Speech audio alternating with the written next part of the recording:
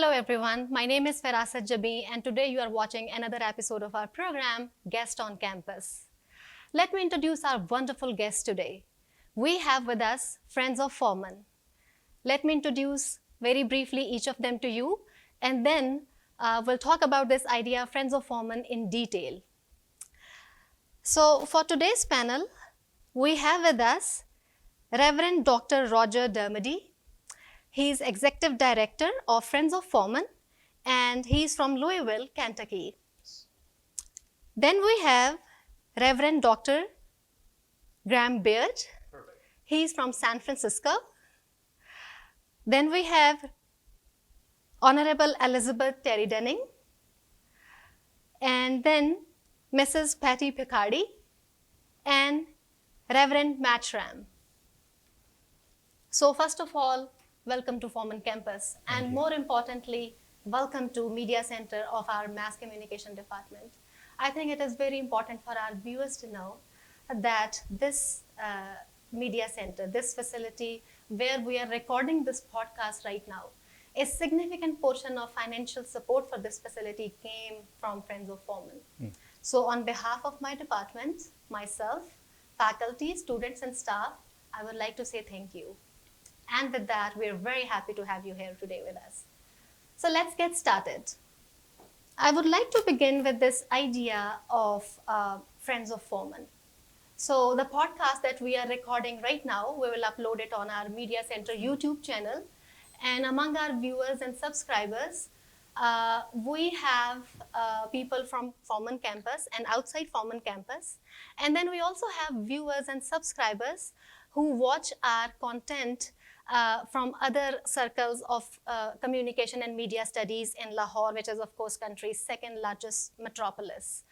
So I think if you can tell us, Reverend Dr. Roger Dermody, if you can tell our audience and explain what is Friends of Foreman, what exactly they do, and how their work is important for overall Foreman community. Thank you, Farasat, for having us here today. I'm delighted to be able to answer that first question. Friends of Foreman was first established right after denationalization back in 2002. When the land was returned back to the Presbyterian Church, a group of Presbyterians felt that they were very concerned with the state of the campus in terms of the disrepair, and they wanted to do everything they could to come alongside the leadership and try to restore Foreman back to the place that it had been previously. And so a nonprofit entity was formed in the United States to try to raise resources to help with three major things. First of all, they wanted to help with the salary of some of the senior leadership here on the campus, the rector in particular. Secondly, they wanted to help with scholarships for all students. Really trying to identify those students who had the greatest potential for academic success, but those who also, according to kind of the motto started by Charles Foreman, were from some of the least served communities, the more marginalized communities, the students who had the least economic means to really be able to come and to meet their dreams. And thirdly, they wanted to provide resources for the buildings and the facilities. So Foreman has continued that. We have a number of sponsors. Most of them are from the United States, but not exclusively. A lot of churches that come through. Now they're not just Presbyterian churches. There are other churches who care about some of the issues that are going on here that we're probably going to discuss, who provide a lot of money for scholarships. Scholarships for Christian students, scholarships for Muslim students, scholarships for all students. Some of them have particular interest in scholarships for young women and young women's empowerment. They continue to provide some of the resources for leadership and for some of the programming here on campus. And then they also provide resources for the facilities. The most recent one is the very large campus center, which we are going to hopefully dedicate in April and then open up in the fall for the first time. So a lot of those kinds of things are what the Friends of Foreman do. We care very deeply about what God has done here in the last 158 years. We want to see that continue. We're so excited about what's going on, the process of accreditation, which will have the university accredited nationally, internationally. and trying to see this campus become everything that it can be as a leader in Pakistan. So, Wonderful. thanks. So, Friends of Foreman, is that a separate association or organization that works with Foreman Christian College? Can we say that? There's a relationship. It is separate. It is separate. And Okay. it's a nonprofit 501c3 in the United States for tax reasons and all of that. But we have a relationship with the university. We have a separate board of directors, but two of the members of the Friends of Foreman board sit on the board of the FCCU campus board of directors. And so there is a relationship there. Okay, there's a relationship. Thank you. Sure. And from your answer, looks like they are working eagerly to bring a positive change in Pakistani society. That's really impressive. Absolutely. And this leads me to my next question, where we consider education as a change agent. And I came across this question when I was getting ready for this interview. I was going over the content of this website, Friends of Foreman, and I found this idea, education as a change agent. And I really liked it. I am a Fulbright scholar. I did my PhD with Fulbright from the US. And Fulbright also considers education, something that can bring change. To me, it can bring massive changes. So, Honorable Elizabeth Terry Denning, if you can respond to this question, that how Friends of Foreman consider education as a change agent, and especially if you can talk about, at FC we have a diverse body of students, and majority of our students, they come from the countries marginalized and disenfranchised segments of society. So how Friends of Foreman are particularly interested in uplifting the lives of people who come from areas that are really underserved and underrepresented in the country. Thank you. Education is clearly, in most societies, certainly has been in the United States, a great equalizer. It gives opportunity to everyone who has the privilege of receiving it. Unfortunately, even in the United States as well, it's not evenly distributed. Its availability is limited in many places, and certainly in Pakistan, by where you are in society, where you are geographically. And Friends see that if you want to create a just and equal society, then the people who are going to be the leaders and the people who are going to be the citizens, for that matter, need to have an equal opportunity in that society. And in many cases, in most cases, education is the key to that. So Friends' emphasis on raising funds for scholarships speaks to that belief, that really fundamental belief that education is a great equalizer. It's also a great liberator. When we give ourselves, and our young people in particular, the opportunity to think, to learn about other cultures, other societies, about the thoughts of people from the past. When we take that time and offer that opportunity, it liberates the mind. And that also is a change agent, right? We don't have to accept what has been passed on to us uncritically. We can look at what's been passed on to us with a fresh eye and take what's valuable and uplifting, and leave those portions that hold us back as individuals in society. So in both of those ways, I think education is the greatest agent of change. And finally, particularly here at Foreman, because the outreach is to marginalized communities, and to marginalized groups in those communities, women in particular, speaks to me. And you bring them together, and they live together as students engaged in a common undertaking, the undertaking of learning. again, prejudices and those things that we've learned, even not explicitly, but from society around us, we look at them with a fresh eye, and we have the opportunity, and your students then have the opportunity to take what's valuable and retain it and build upon it and put aside those things that keep us individually and as a society from creating the kind of world we'd like to live in. And I think that's what Friends of Foreman see. Wonderful. That's very convincing. And especially considering Pakistan's cultural setup, I think our society is highly polarized. And speaking of creating a society that is equal, that promotes equality and justice.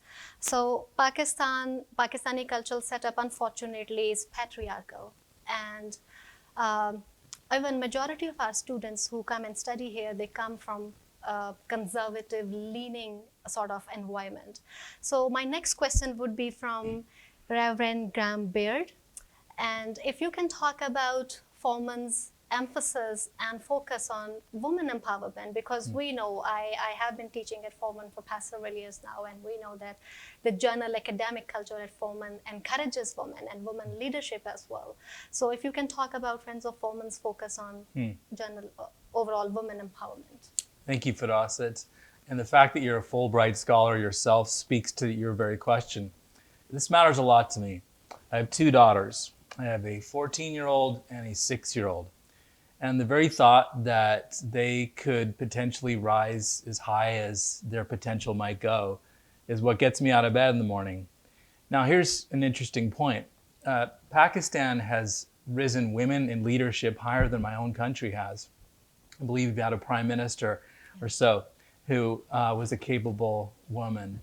We haven't even done that in the United States yet. This is an amazing institution. Charles Foreman brought in not only people from the lowest echelons of society, Dalits, and when the establishment decided that they didn't want their kids going to school at a place where the lowest caste members were members, they decided to withdraw their own students, at which point Charles Foreman said, very well, fine, we're going to continue to educate Dalits. At the same time, he educated women, not a part of the university at that time, but in schools. In 1902, way before Princeton, way before Yale, way before Harvard, way before any of what we like to think of as our progressive institutions in the United States, Foreman was on the cutting edge of leading women in leadership. I met a woman at the entrepreneurial conference yesterday. She was leading the whole project with a clipboard, and I jokingly said, I think I'm talking to the next Prime Minister of Pakistan. And she said, yes, I think you might be, without batting an eyelid. And that's the kind of place that Foreman is. We've just had conversations with women who are so talented, and I think it's the way to change the world. And you're not just changing the world, you're changing communities, you're changing families, and I think it's really why I'm here. I think it's the most exciting thing. And it is, to use your word, Firaset, a patriarchal society. I think you're being generous in that description. It can be oppressive at times. Yeah, and yet people can come here and be all of who God made them to be. Yeah. Well, what you just said highly resonates with me as well. So when I finished my PhD in the US and I was coming back to the country, Foreman was my only choice. Wow. I wanted to work here. And this was one of the reasons, women encouragement. Women empowerment. And this is such a beautiful place for that. So I heard when I was getting ready for the interview, I heard that for you, Ms. Patty Picardi, this is your first time ever to Foreman campus. So would you like to talk about your interaction with students and how is it coming so far? It's my pleasure to be here. It's truly been a hopeful visit.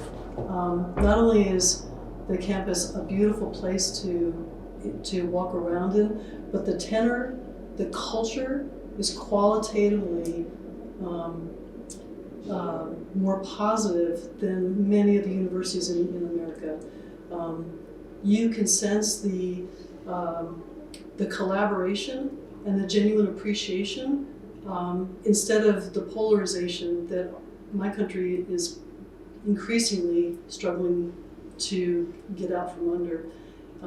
We have met, since we've been here for several days now, we've met with deans, executive staff, students, Christian and Muslim, and in every arena, you sense that there is gratitude to be here, whether you're an academic dean, a classroom teacher, or a student, but genuine appreciation for what they are getting here as professionals or equipment as students to go out and to exercise their God-given talents in the ways that they want to, that they're choosing to.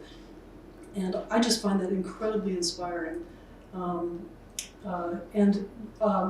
come from a very large Presbyterian church just outside of New York City, and we are a partner with Friends of Foreman, and we get excited about the small part that we play in facilitating what is happening here, because we resonate with this motto, by love serve one another. And I have seen that. I've seen that in every realm. When I've talked with male and female students, when I've talked with professors and academic deans, and the rector absolutely embodies this motto. So I'm really glad to be here. It's been an incredibly positive experience. I'm very glad to hear that you're having great experiences here.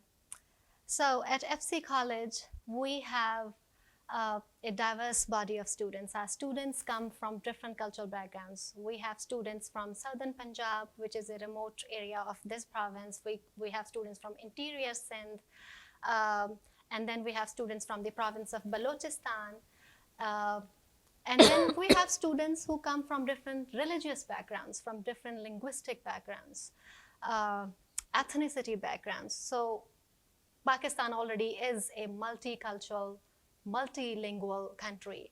So, and here at FC, we offer a liberal arts education system, and FC Foreman is one of the first institutions to offer this kind of education system.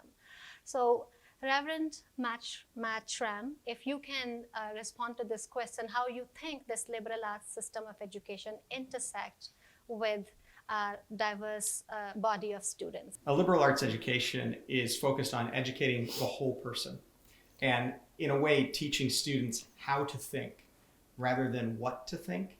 That's a very important distinction, particularly as FC College tries to maintain a diverse campus. People are coming from areas, like you said, that are very, very different from one another. And so having the ability to understand their own beliefs and why they believe those things, as well as to listen to other people and understand why they believe the things they believe, that's a skill that will come in handy not just here, not just in the university, but for the rest of their life. And as I studied in a liberal arts college in the United States, and it's prepared me, as well as many of my colleagues, for a world that's much different than it was 50 years ago. It's unusual, at least in our culture in the US, it's unusual for someone to stay in the same career doing the same thing for 40 years. So if you've received a liberal arts education, then you're able to understand, learn, adapt in a way that I don't think a rote education would be able to provide you. Yeah. Perfect. I think a liberal arts education system actually enables our students to come from different areas of knowledge because they are exposed to a variety of knowledge during their 4-year study program. That's right. Wonderful. So I would like to go back to my question of visiting the country first time. We have two panelists right now for whom this is their first visit to the country. So Honorable Elizabeth Terry Dunning, if you can respond to this question, that what was your impression of the country before coming here, and if that impression is changing, and if so, how? Well, I think in general, Americans don't know much about Pakistan. They don't know much of the history or the origins of the country of Pakistan. So I did some reading when I was asked to be on the board. So I'd have some of that. But still on a day-to-day basis, coverage of what's happening in Pakistan is unfortunately in the American media limited to disasters of various sorts. So there was a great deal of coverage of the flooding. And there's been coverage of the recent suicide bombings. And that gives people a very distorted view, I think, of another country. And so coming here, most of the time that we've had the last few days has been spent here on the campus. So I can't speak to a broader view of Pakistan. But talking to students, talking to administrators, talking to faculty reminds me that people's lives are full of the same things in the US and here. Family, right? What are our relationships with our family? Getting an education. What will I do when I finish at Foreman? Games, we stopped and watched people practicing cricket. It's a reminder that those headlines really don't tell the story of a country. The story of the country is in the people. And these lives are, again, for some Foreman students, much more difficult than for many Americans, but they're the loves and the desires and the hopes and the dreams, we're all very much living same kinds of lives. So I would hope to come back to Pakistan at some point and see more of the country. Sure, please do. Wonderful. So what you just said reminded me of my experience as well when I went to the US to begin my PhD. And in my experience, majority Americans, what they know about my country is either Malala Yousafzai or terrorism. So yeah, and I would blame mass media for that. And you said it beautifully, that headlines actually do not tell you the story. The story lies with people. Yeah. So towards the end of our program, Reverend Dr. Roger Dermody, if you would like to use this platform of podcast, because it will be seen by many people, if you would like to use this platform for sending any message for our Foreman community, for our former Foreman students, for our current Foreman students and prospective Foreman students. Very good. I appreciate doing that. I have the opportunity in my role as the executive director of Friends of Foreman of traveling throughout the United States and telling people this story. And what I'm trying to do as best I can is really to tell your story. One of the things that we did around Christmas is we got a number of students together in front of the Armacost building, and they all were kind of posed in a giant mass in the front and took this big, beautiful picture. And I put on the top of that picture, kind of superimposed the word hope. And that says it all for me. I think that Foreman Christian College just loudly shouts hope for this country. And not just for this country. You're a model, really. What's going on here is a model for all countries. We talk a lot as we go about the peace, the interfaith dialogue, the harmony that we see here, but really the hope of this country. And so as we have the privilege of sharing your story with people, changing perceptions like Elizabeth talked about, it's my joy to go out and tell that story. And I hope if you're thinking of being a part of this community, that you do become a part of this community. And I hope I get to meet you, and I hope some of us get to meet you in the future, because we want to hear your stories, because we'll be better able to share those stories and change perceptions. And I think one day there's going to be many of you who are just simply by sharing those stories, really giving an example of what the future can look like in our world, something that's far less polarized, something where there's the ability to have every voice heard and have mutual respect for one another, and to provide a far more peaceful and hopeful future for all of us. So. What a beautiful word and idea you have given to us toward the end of the show, hope. And I really appreciate your efforts for making this world and this country a better place. So I believe our discussions and our conversations with Friends of Foreman were not only interesting, but also helpful for our audience to know this very important component of our Foreman community, Friends of Foreman. With that, I would like to end our today's program with the motto of Foreman Christian College. And I believe this motto highly resonates with Friends of Foreman as well. By love, serve one another. Thank you.